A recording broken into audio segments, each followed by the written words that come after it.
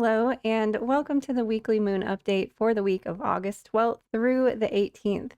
We have a first quarter week this week, and basically the energy is like kind of leading us up to the full moon that we're going to have next Monday. The energy of this week very much feels like there's this big crescendo leading up to this big thing being the full moon. Now, we also have a lot of other astrological interactions happening next week as well. So I do feel like this week is a good week to prepare us for that because there's so much different energy, and I don't really think that, there's nothing you can do about it. Like usually when we have like one big astrological event, there are other things that you can focus on to like kind of ground you and center you and kind of get you through that to the other side. But with all of the different interactions that are happening next week, there isn't much that we can hold on to. So I think it almost kind of feels like we're being tested to look within and to use our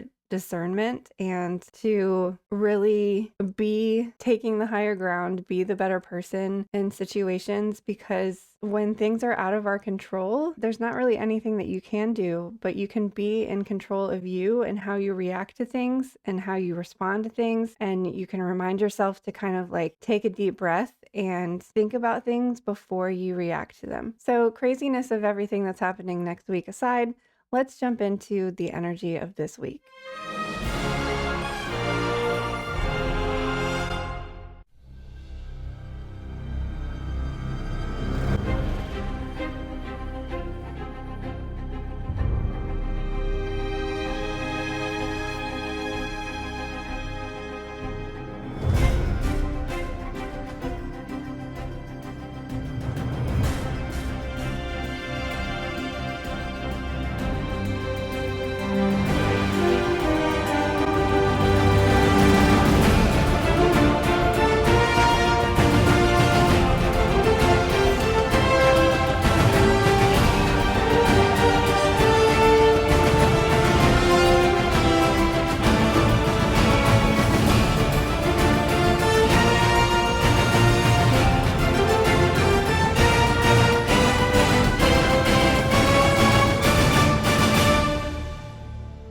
So as you can see, we have our first quarter moon on Monday, our first quarter in Scorpio. And so that means for the rest of the week, we are going to have a waxing gibbous moon that will lead us to our full moon next week. So a waxing gibbous moon is a high energy time.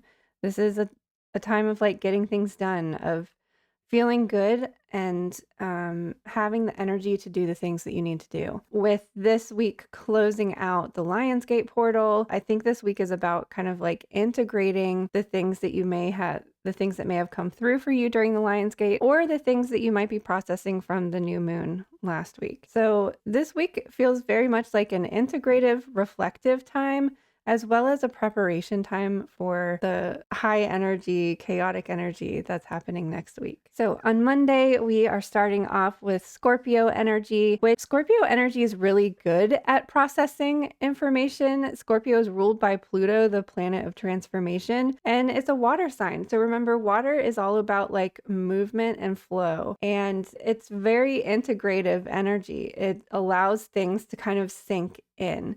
So as this is the closing of the Lionsgate portal on Monday, I think starting off this week in a kind of reflective place is going to carry us through this week and into next week. So we'll be in Scorpio energy all day Monday, and then early in the morning is when we are moving into Sagittarius at 6:01 a.m. on Tuesday. So Sagittarius is also a very reflective sign. Sagittarius rules the 9th house, which is education, travel, learning. So Sagittarius likes to kind of like figure things out, to explore things, to investigate, to like, what does this mean? Finding the meaning in things, finding the truth in things, finding the knowledge and wisdom in things. So this can add to the reflective and integrative energy that we have going on this week. So we'll be in Sagittarius energy all day Tuesday, all day Wednesday, and then we'll move into Capricorn Thursday afternoon at 1:51 p.m. So while the Scorpio and the Sagittarius energy is more about this like movement and flow and integration and feeling, like fire energy has that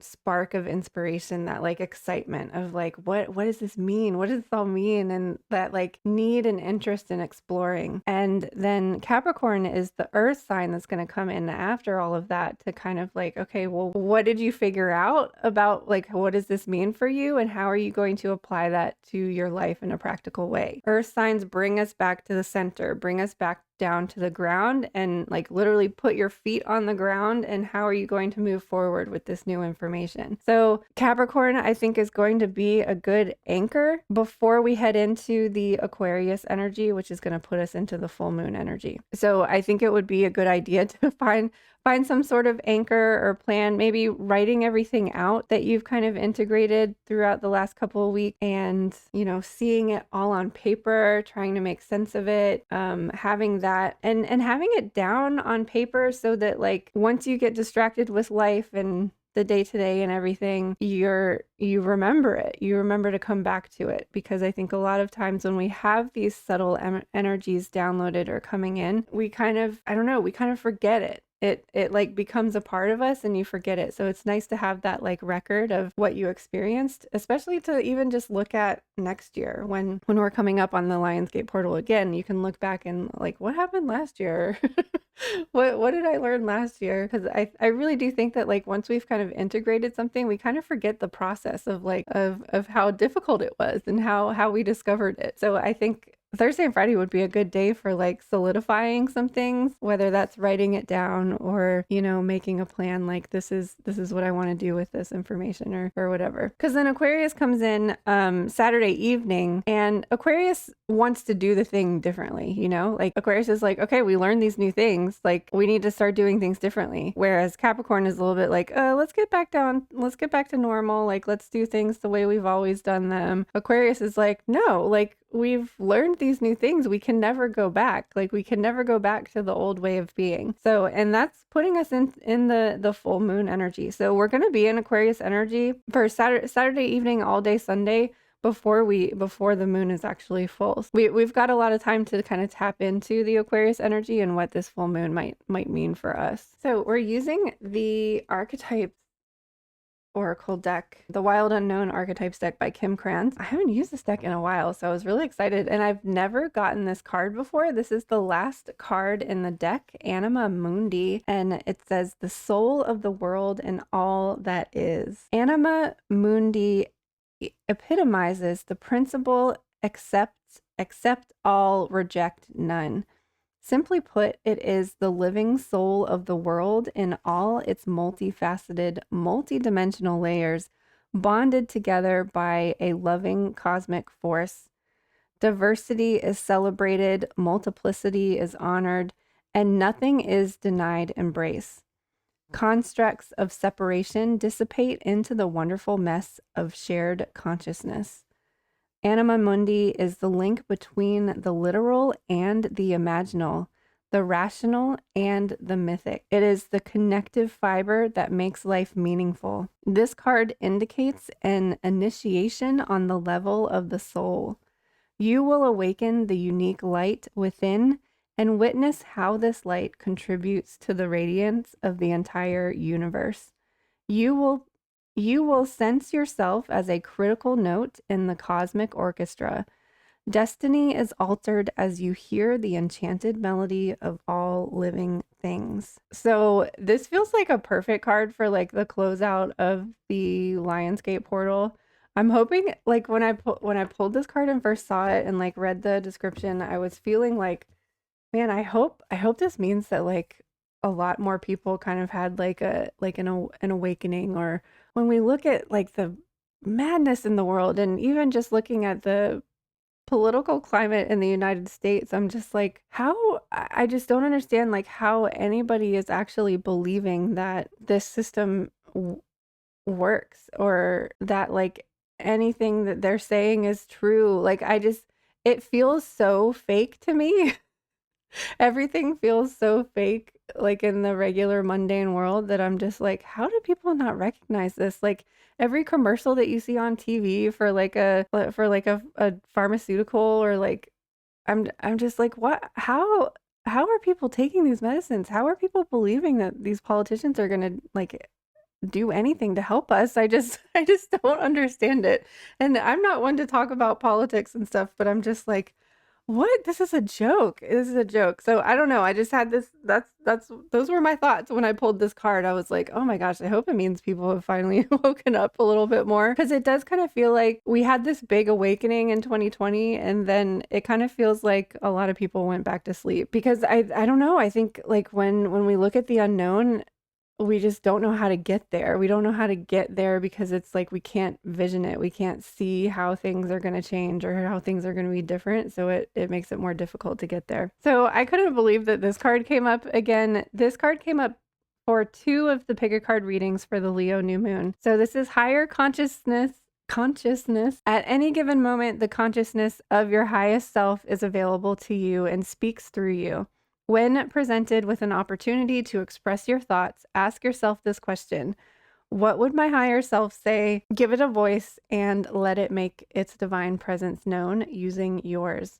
Your highest self is the lightest, easiest, and most fluid form of your true nature. Be intentional about cultivating your relationship with this essence. So this is a throat chakra card. The crystal is celestite, which I've been carrying the celestite around. I don't have it with me, but when I filmed the pick a card readings, I had it with me. I think it's upstairs. So celestite is the gemstone. I do have a Let's Get Stoned episode on that, and the herb is lemongrass. So I think that this is this card keeps coming up for a reason. Like whenever we keep getting the same cards over and over again, it's for a reason. So we all need to hear this message. Maybe we didn't hear it in the pick a card reading. Maybe we didn't listen to it. I do think that this is a really wonderful practice. Like I was saying, of taking a few deep breaths before you react or before you say something. So I think this was really interesting. When you have an opportunity to express your thoughts, ask yourself this question: what would my higher self say? So like, when we get in heated situations, you tend to lash out and say things that you don't mean. You tend to just lash out and say the thing that will directly hurt the person the most because you're just like, you're feeling defensive and you just want to throw it back in their face. If you take a few deep breaths, or if you ask what your higher self would say, your higher self certainly would not say the thing that is going to hurt the person the most. That's your ego doing that. It's a part of you, but it's not you. So when in doubt, be the kind one, and that takes a few deep breaths and thinks about taking the higher road. So I think that would be a really good practice too. What would your higher self say? And then say it. Because I think a lot of times when we try to take the higher road, we'll bite our tongue. We won't say anything. You just take a few deep breaths and walk away. Like walking away is being the bigger person. But what if you said the thing that your higher self would say, and that would even smooth things over even more. And that might even like connect with that other person and have them come back down from ego, and then you can actually just, have a discussion instead of a fight. When I pulled this Tiger's Eye card, I was like, oh, Leo's like, hey, don't forget about me. Just because we passed the new moon doesn't mean that we can't talk about big cat energy. And this is like one of the last weeks. We'll move into Virgo on the 22nd of August.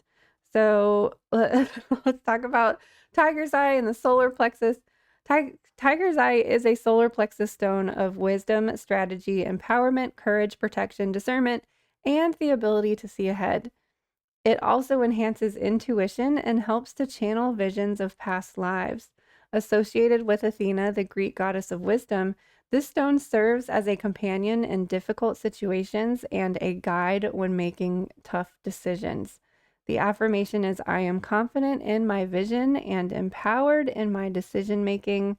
I know which way to go. So I think this is a great stone to work with as we're closing out Leo season, but as we're getting ready for whatever chaos is going to happen next week. And I love the description with this, because I think we often think about Tiger's Eye for solar plexus, for self-esteem, for strength.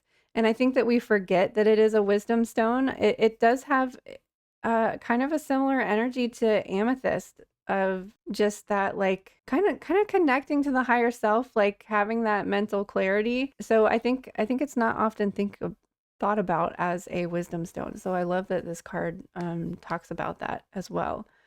But of course, it can be used for courage and strength and all of that good stuff too. So I don't know. I feel like this is going to be I think this week is a very integrative week. I think this is a week about preparing for whatever's to come next week and holding on to that confidence, really tapping into your solar plexus energy and continuing to walk with the empowerment that you feel when you tap into Leo energy, and continue walking with your head held high no matter what obstacle you encounter.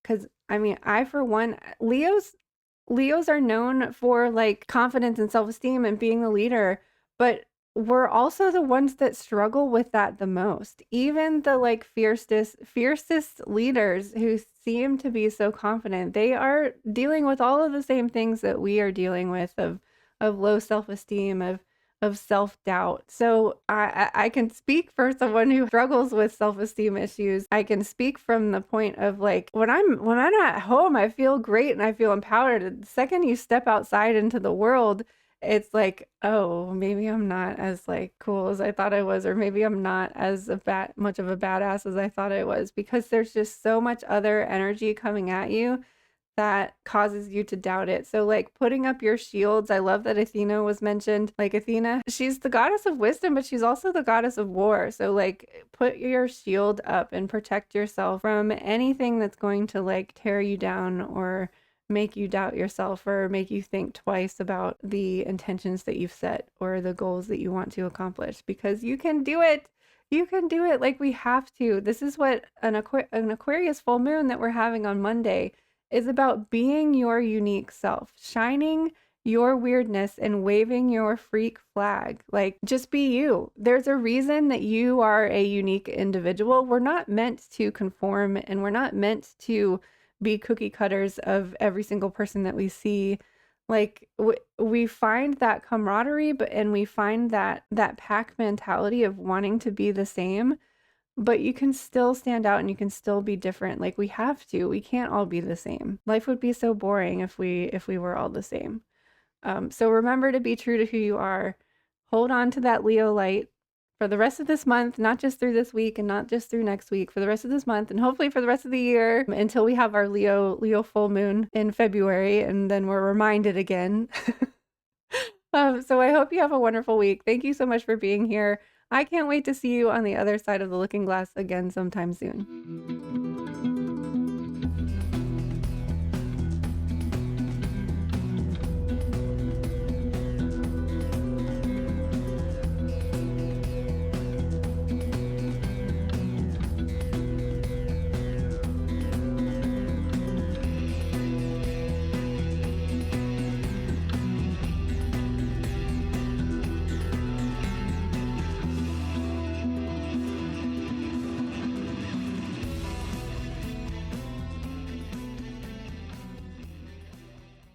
Can I do the laser on here? Oh, I can. Cool.